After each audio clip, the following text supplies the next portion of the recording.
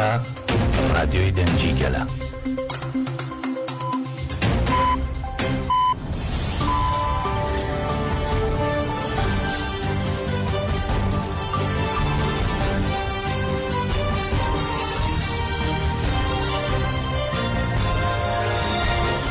ئەم کاتتان باش بیسەرانی هێژە لە ناوەندی هەواڵەکانی رادیۆ دەنگی گەل بە یارمەتیاو کارانم گەشتی هەواڵەکانی ئەمڕۆ 4 کانونی یەکەمی 2024تان پێشکەش دەکەین. هەر کەس شکارە گۆرەی خوا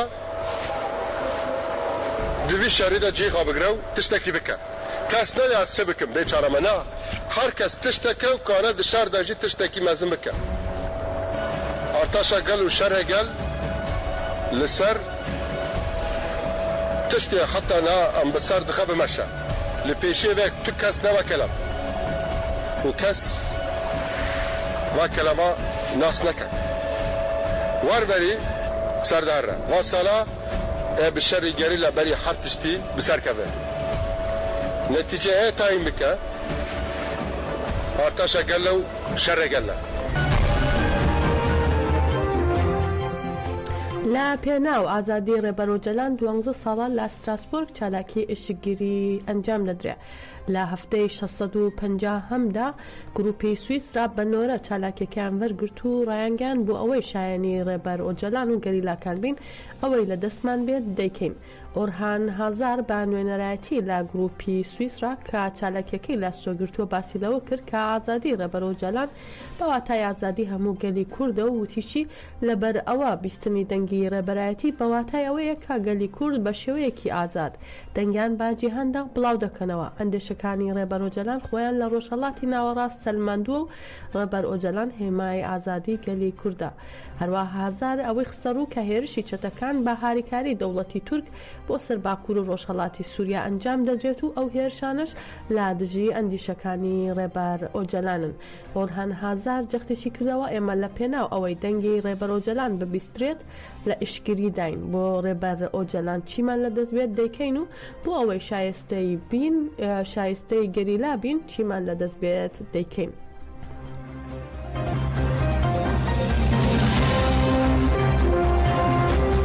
ئشتگیری ئازادی لە کەمپی پەنابەرانی شەید ڕۆستەم جوودی لە مەخموور کە لە 20 تەموزی ساڵی 2023ەوە بۆ مسوگەرکردنی ئازادی ڕێبەر ئۆجەلان دەستی پێکردووە. لە ئێستادا لەگەڵ گروپی 99هەمین 503 ڕۆژە بەردەوامە.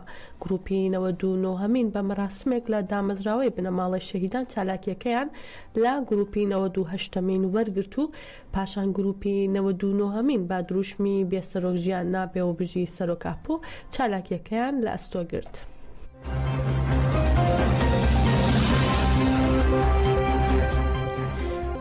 کوردستانیان و دۆستەکانیان لە شاری کاسێڵی ئەڵمانیا دژی هێرشەکانی داگیرکاری ڕێپێوانیان ئەنجامدا. دەیان هەزار کوردستانی و دۆستەکانیان و چەندین گروپی ئەڵمانی لە شاری کاسێلی ئەڵمانیا با پێشەنگایەتی مەجلسی گەل کۆبوونەوە و هێرشی چێتەکانی هەیئەتە تەحریرە شامی سەربەت دەوڵەتی تورکیان بۆ سەر سووریا و ڕۆژاوا شەرمەزار کرد. هاوسەرۆکی مەجلسی گەلی کاسێڵ لە چالاکیەکەدا وتی دەوڵەتی تورک کوردەکان وەک گەورەترین دوژمنی خۆی دەبینێت و بۆ لە ناوبردننی کورد پەنا بۆ هەموو ڕێبازێک دەبات. بانگەواز لە تەواوی گەلان و بە تایبەت گەلی کورد دەکەین بەرامبەر ئەم هێرشانە بێدەنگ نەبن. لە چالاکیەکەدا ڕاگەیاندراوی کۆنمەت بە ئەڵمانی و کوردی خوێنرایەوە و هەروەها لە مەراسمەکەدا پۆلیس ڕێگەی ڕێپێوانی چالاکوانانی داخست.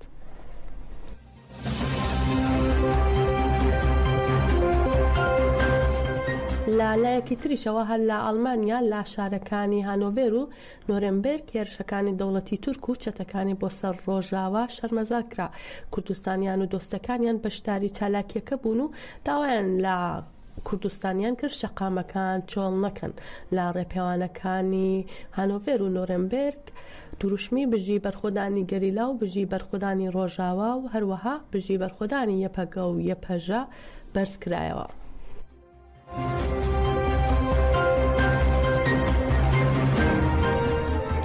دوای دوای 43 مانگ لە گۆشەگیری تۆند ڕۆژی 23 تەشرینی یەکەمی 2024 عومەر ئۆجەلان برازای ڕێبارە ئۆجەلان و پەرلەمانتاری دەم پارتی دیداری لەگەڵ ڕێبەر ئۆجەلان ئەنجامدا و پەیامێکی ئاراستی ڕایگشتی کرد جگەل لەو دیدارە پەیوەندی ڕێبار ئۆجەلان لەگەڵ دەرەوەدا بە تەواوی پچراوە و وەڵامی داواکاری پارێزەران و خانەوادەکەی بۆ ئەنجامدانی دیدار بە ئابیانووی سزای دیسیپلین ڕەت دەکرێتەوە سەبارەت بە گۆشەگیری توندی سەر ڕێبەر ئۆجەلان بۆ کارەکانی گۆشەگیری و ئەرکی کۆمەلگا و بەتایبەت ژنان لا دژی گۆشەگیری ژنانی بناری قەندیل دەڵێن ئامانج لە گۆشەگیری سەر ڕێبار ئۆجەلان بنبەستکردن و بێدەنگکردنی گەلی کوردە.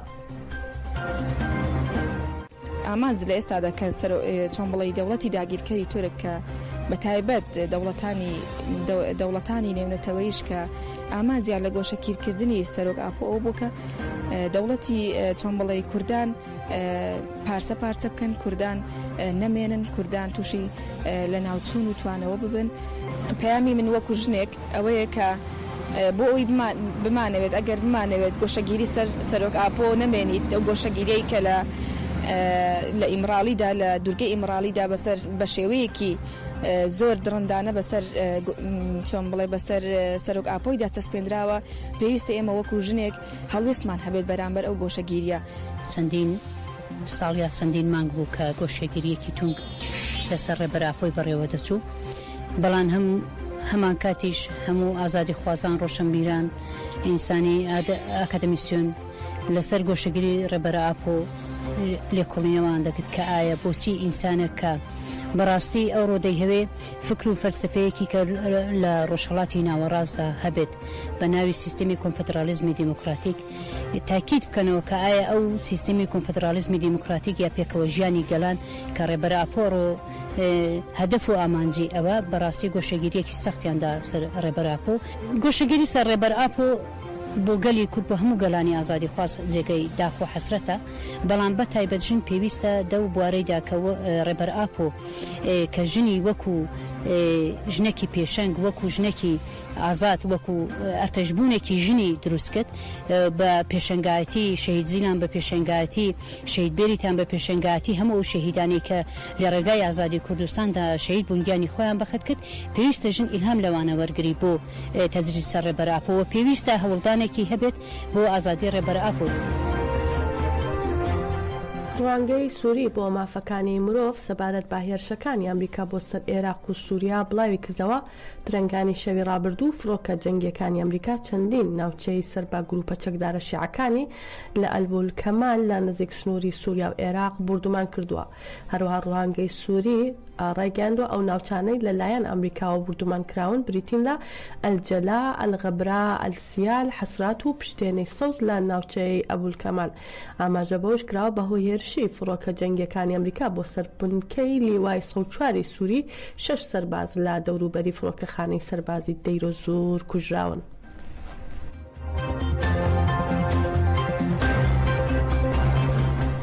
ئەمڕۆ دانیشتنی ئەنجومەنی نوێنەرانی عێراق بە میوانداری محەممەد شیع سوودانی بەڕێوە دەچێت و خوێندنەوەی دووەمیش بۆ هەمواری یاسای بودجە و خوێندنەوە بۆ چەند پرۆژە یاسایەک دەکرێت. فەرمانگەی ڕاگەاندنی ئەنجومەنی نوێنەرانی عێراق کارنامەی کۆبوونەوەکەی ئەمڕۆی پەرلەمانی بڵاو کردەوە و با پێکارنامەی کۆبوونەوەکە لە یەکەم بەرگەی دانیشتنەکە میوانداری محەممەد شیع سوودانی سەرۆکوەزیرانی عێراق دەکرێت و هەر لە دانیشتنەکەدا خوێندنەوەی دووەم بۆ هەمواری یەکەمی یاسای بودجە دەکرێت. ئاماژە بەوش کراوە هەر لە کۆبوونەوەکەی ئەمڕۆدا پەرلەمان دەنگ لەسەر پرۆژە یاساکانی دەستگای هەواڵگری نیشتمانی و پاسپۆرت دەدات و خوێندنەوەی دووەم بۆ پرۆژە یاسای هەمواری پێنجەمی یاسای فڕۆکەوانی مەدەنی دەکرێت. جێ ئاماژەی هەمواری یاسای بودجەی عێراق لەلایەن ئەنجومەنی وەزیرانەوە بۆ پەرلەمان نێردراوە با مەبەستی زیادکردنی کرێی کۆمپانیا نەوتیەکان لە هەرێمی کوردستان با مەبەستی دەستپێکردنەوەی هەناردەی نەوت کە زیاتر لە ساڵێک و 8 مانگە ڕاگیراوە.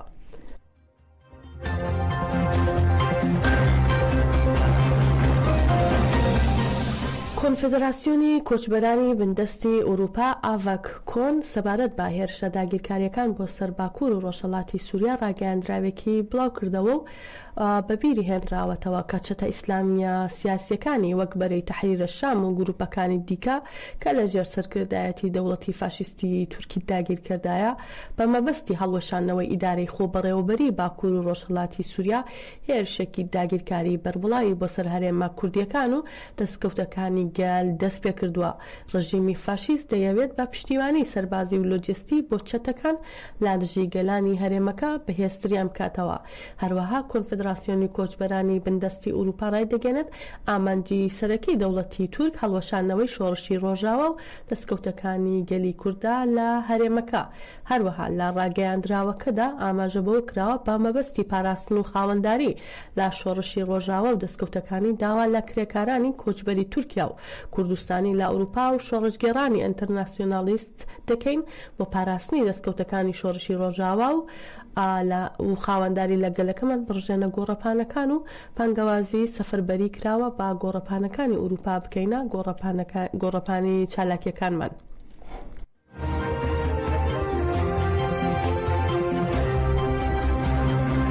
نەبەز گۆران نووسەر لەبارەی هێرشی چەتەکانی دەوڵەتی تورک بۆ سەر ڕۆژاوای کوردستان لە هەژماری تایبەتی خۆی لە فەیسبوک ڕایگەیاند بەرگریکردن لە کوردانی ڕۆژاوە ئەرکی هەموو کوردەکە و ئەم بەرگریکردنە ئەگەر باڕستەیەکیش بێت هوشیاربوونە بە هاوماڵی کورد. هەروەها گۆران دەشڵێت کوردانی ڕۆژاوە لە ناو گەمارۆدان ئەگەرچی هەمومان دەزانین ئەو قۆناغا تێدەپەڕێنین و سەرکەوتوو دەبن و چیرۆکێکی مەزنی تر وەک چیرۆکی کوبانی دەنووسنەوە. هەروەها گۆران نووسێتی هاوخەمی و بەرگریکردن لە کوردانی ڕۆژاوی کوردستان ئەرکێکی کوردانەیە. ئەمە لە کاتێکدایە چەند ڕۆژەکە چەتەکانی دەوڵەتی تورک هێرشیان بۆ سەر چەند ناوچێکی سووریا دەست پێ کردو و بەهۆیەوە سەدان هەزار هاوڵاتی ئاوارە بوون.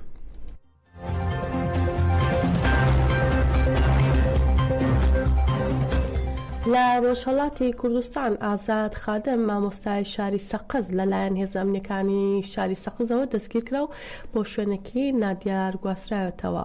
سەرڕای تێپەڕبوونی 9 ڕۆژ لە دەستگیری ئەم هاوڵاتیە هێشتا هیچ زانیاریەک لەسەر چارە نووسی لە بەردەستا نییە. هەر لە سەقز هێزە ئەمنیەکانی ڕژیم هێرشیان کردە سەر گوندی مولانا و لە شاری سەقز و بەبێ بڕیاری دادوەر دوو هاوڵاتی بە ناوەکانی حوسێن فیروزی و هیوا فەیزا دەستگیر کراون. بەپێی راپۆرتەکان هێزە ئەمنیەکانی ڕژیم بە توند و تیژی و لێدان و ئەشکەنجە ئەم هاوڵاتیانیان دەستگیر کردووە.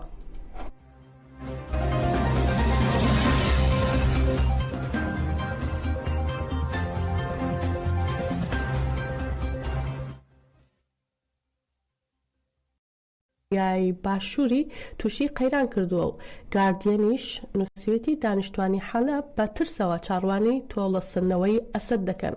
عەرەب نیوز نووسێتی سعودیا ڕێکخراوی ئاوی جیهانی دروست دەکات و ڕۆژنامەی ئورشەلیم پۆستیش نووسێتی ئیسرائیل دەیەوێت سوپاسالاری وڵاتەکەی دوور بخاتەوە.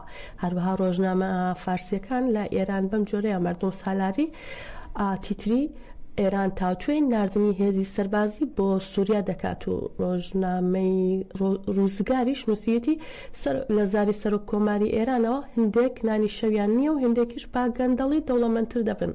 ئارمانی ئێمرۆزیش نووسێتی لە ئێران 70% خەڵک تووشی خەمۆکی و دڵڕاوکێ بوون. هەروەها ڕۆژنامەی ئەبرار تیتری بەم جۆرەیە ئێران توانای زیادکردنی ڕووبەڕی کشت و کاڵی نەماوە.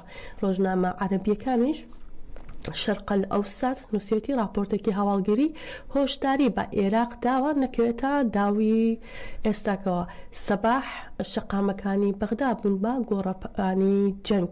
هەروە ڕۆژنامەی عەرەبیش نووسێتی بە قاچاغبردنی سوتەمەنی عێراق سوودێکی گەورەی بە ئێران و بریکارەکانی بەخشیوە و ڕۆژنامەی دەستوریش نووسێتی سەرۆکی هەرێمی کوردستان بەشداریکردنەوەی کلیسای نۆتردام دەکات. بەڕێزان گەیشتینە کۆتایی گەشتی هەواڵەکانی ئەم کاتژمێرەمان بمێنن لە خێر و خۆشیدا.